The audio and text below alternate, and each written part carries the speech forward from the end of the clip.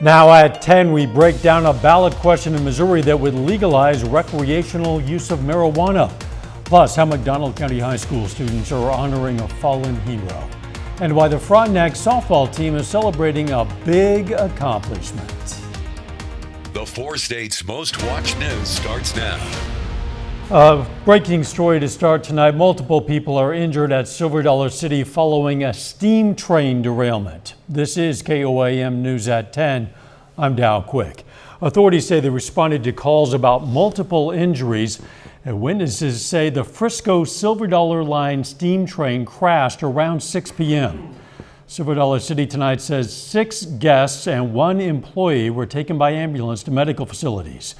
That train provides a roughly 20-minute ride inside the park only. This cell phone video taken shortly after the derailment was provided to us by Gary Eldridge of Mount Vernon, Arkansas, who was on the ride with his family. Eldridge tells us his family's okay because they were on the only train car that did not flip.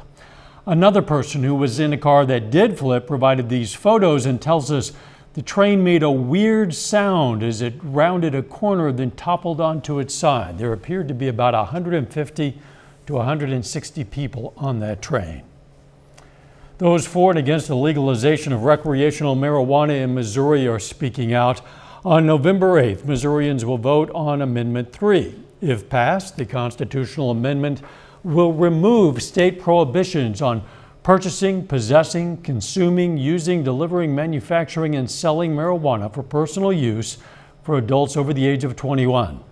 However, some police officers do have concerns about the amendment and the possible wider use of cannabis. Affects your ability to concentrate, it slows your reaction time, it distorts your judgment or your perception of things, and those are all concerning factors with regard to driving a motor vehicle. If passed, some marijuana crimes could also be expunged from criminal records. There are less than 2 weeks to go before Election Day, and voters are already casting their ballots with early voting. In Georgia, that number is more than 1 million, and it comes as another woman is accusing the Republican candidate for the Senate of helping her get an abortion. Reporter Natalie Brand has details, plus the latest after a key debate in Pennsylvania. For the second time this month, another woman is accusing Georgia Senate candidate Herschel Walker of paying for her abortion. Going by Jane Doe, she spoke to reporters over a Zoom call. He encouraged me to have an abortion and gave me the money to do so.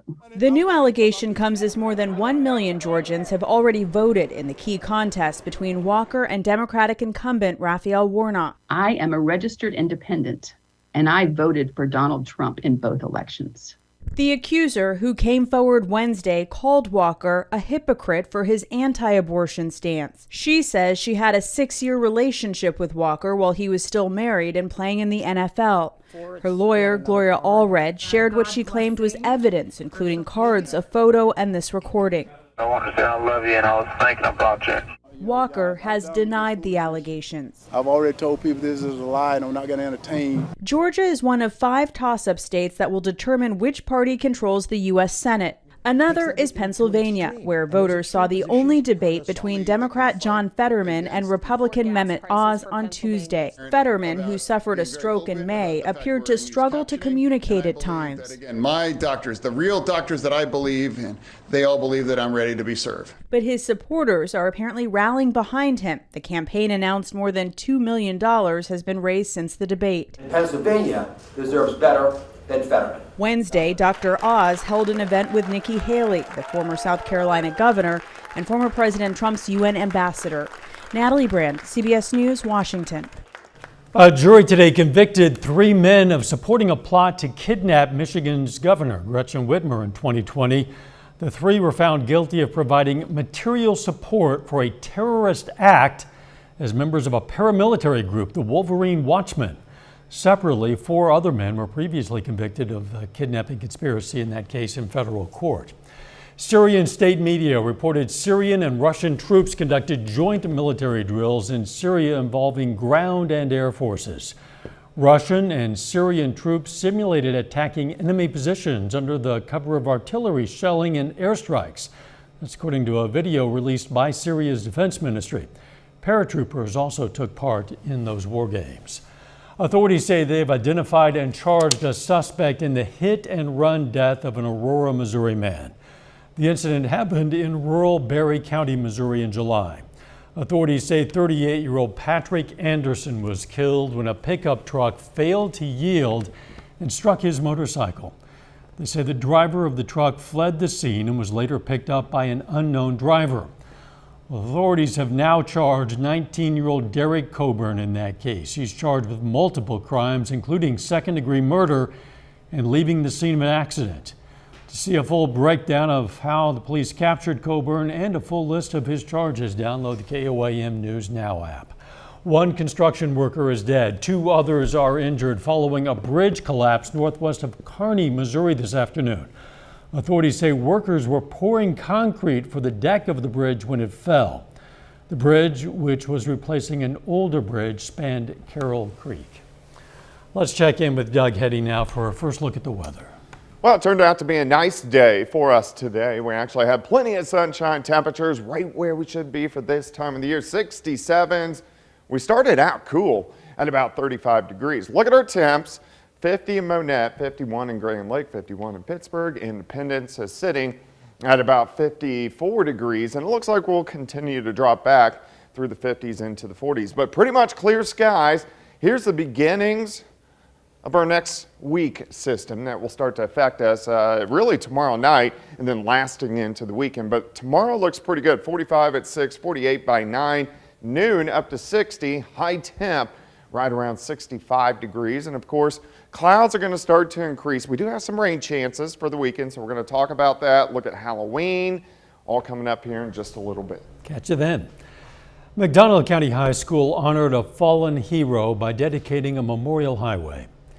Christopher Lee Marion graduated from McDonald County High School in 2005 and joined the U.S. Army. In February of 2006, Private First Class Marion was killed while on patrol in Iraq when his military vehicle hit a roadside bomb.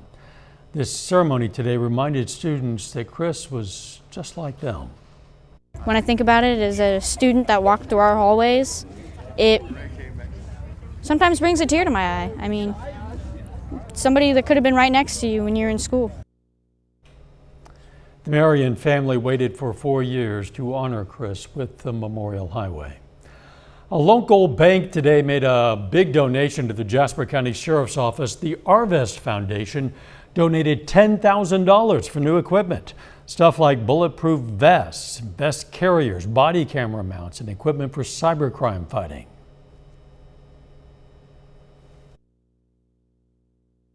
Arvest Foundation funding the work that the Jasper County Sheriff's Office is doing, and especially with the Cybercrimes Task Force. You know, you don't think that stuff's here. Well, it's in your backyard. It's a couple streets over. You never know where it is. So being able to fund them so that they can really use that money to seek these people out and stop these crimes from happening.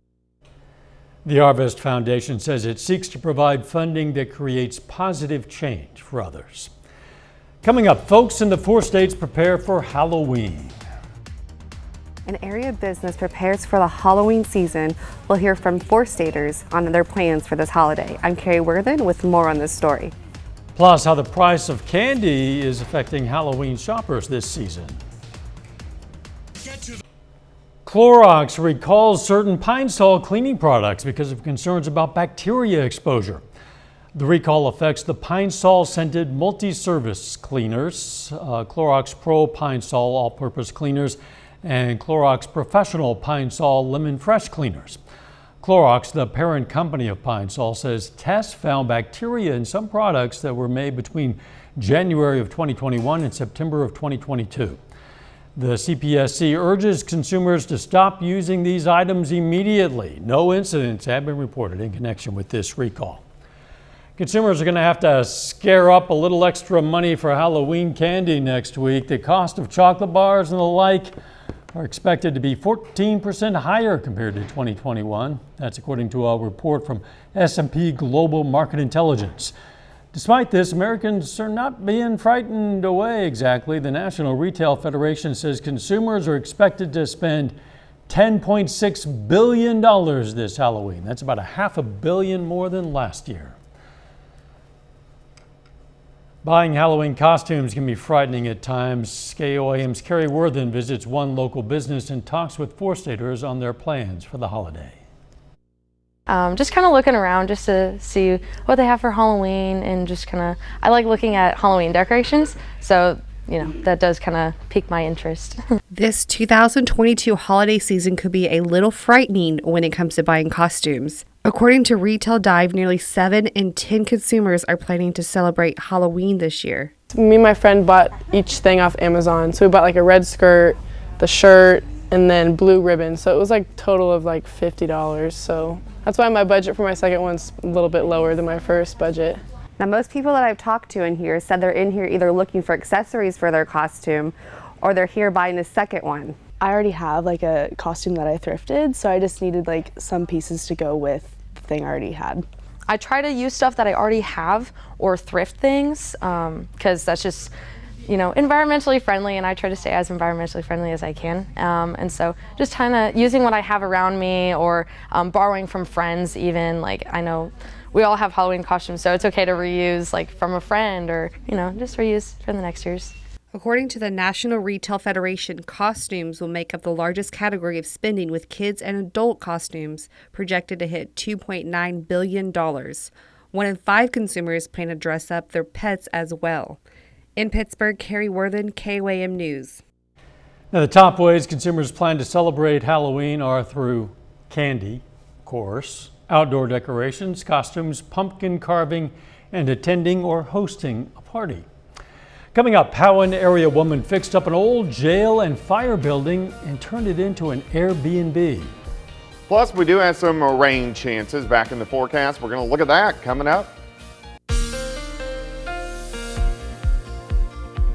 Well, it definitely turned out to be a nice day for us today. Sunshine returning and temperatures pretty good. Most of us mid-60s for afternoon highs. Still, we have clear skies outside for us right now. Indigo Sky Casino and Resort, just outside Seneca, Missouri. All right, look at our highs. Everybody across the board, at least low to mid-60s during the afternoon. And we've dropped off a little bit. It's not too bad. It's 50 in Nevada. It's 50 in Chanute.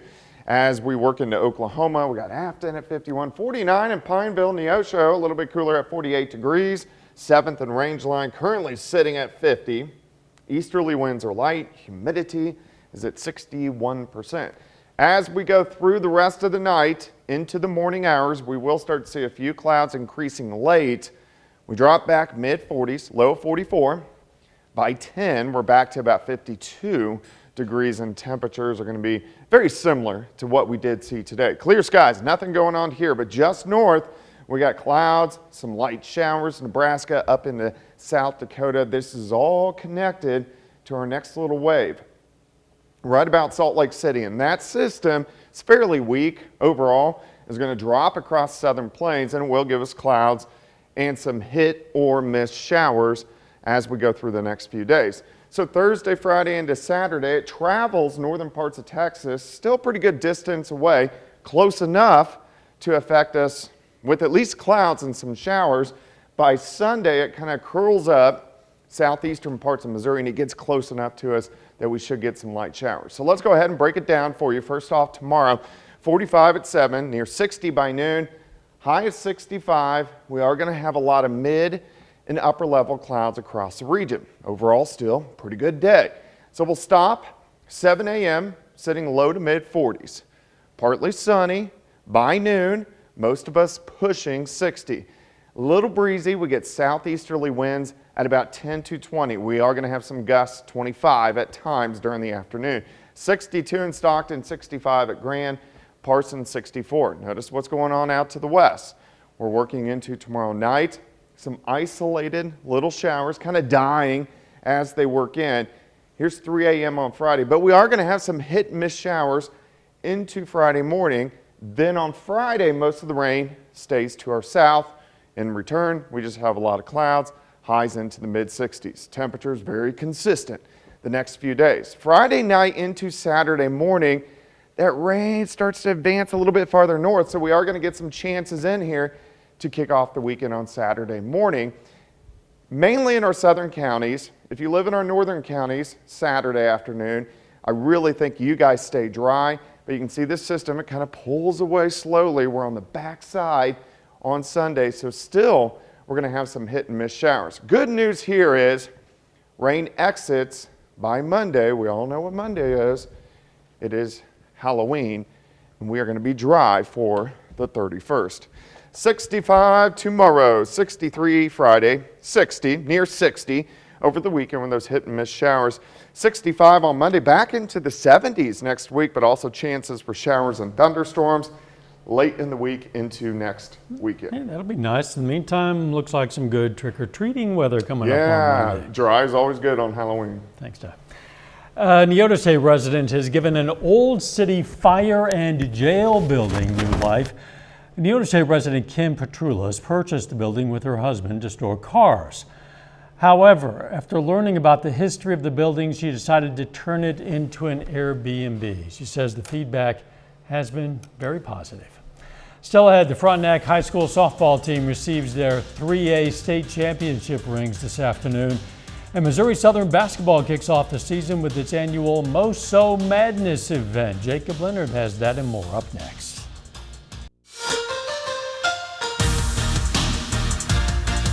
Well, there are just 3 weeks remaining in the MIAA football regular season. The Missouri Southern Lions are on the road this weekend in Week 9, facing the Missouri Western Griffins. The Lions are 4-4 heading into the weekend.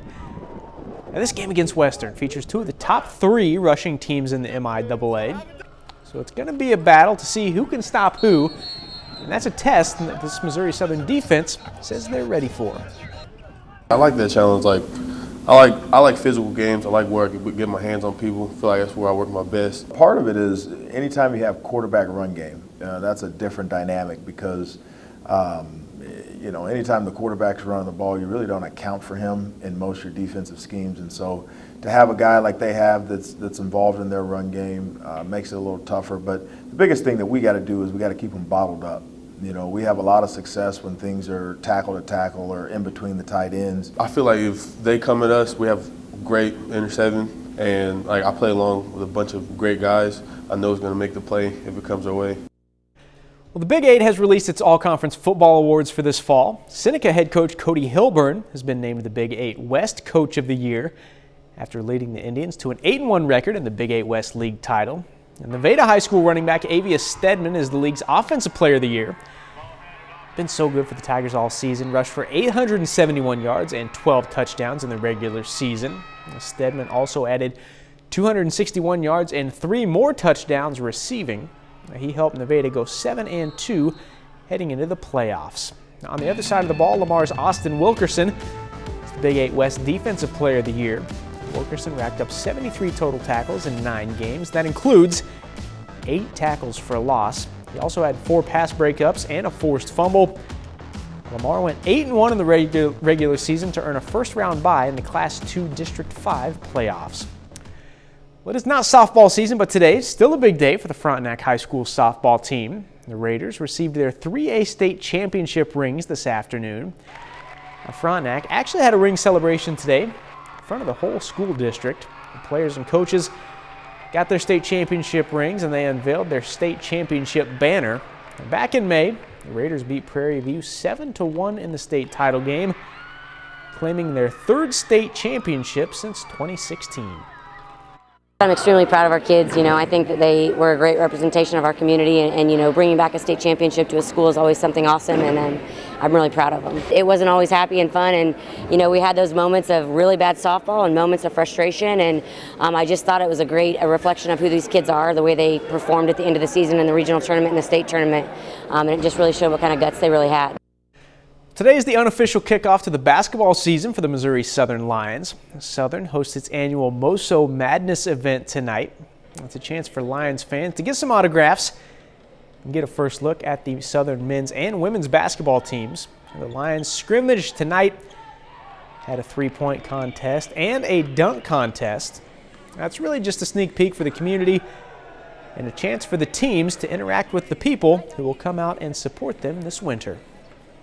Last year I was a little nervous. I was like, okay, people are going to come see me. They don't know who I am. And this year, I've got to go around before the announcements and talk to people who saw me play last year and get them excited about this year. And now they get to see the new players we brought in and just how much, even better we're just going to be from the great year we had last year. That's a look at sports. We're back with more news right after the break. Take time now to honor a local veteran. William Maroney served in the U.S. Army and National Guard from 1977 to 1995. His hometown, Neosho, Missouri, and we're proud to salute William Maroney, a four-state hero.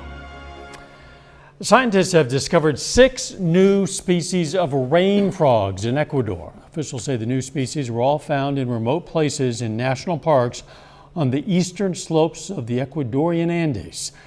The discoveries took place during multiple expeditions over several years. Scientists decided to name one of the species Resistencia, or Resistance, in honor of environmental activists killed in Latin America. Undoubtedly, there are untold numbers of undiscovered species still out there to be found. Think about what's in the ocean. That's true. Yeah. It's a big lot of area to find things. Absolutely. The weather looking pretty nice for a while. Yeah, it does. We're going to drop back into lower 40s tonight. 65 tomorrow. Could get a few random showers tomorrow night. 63 Friday. A few rain chances over the weekend. Final sports notes. Episode 9 of our KOAM Presents Pigskin podcast is out. Interview with Quapaw head coach and quarterback Jack Derringer. A bunch of good playoff stuff. Go check it out. Very good. Thanks for joining us. We're going to leave you with video of Halloween decorations at 327 East 6th Street in Baxter Springs. Let's make it a great tomorrow.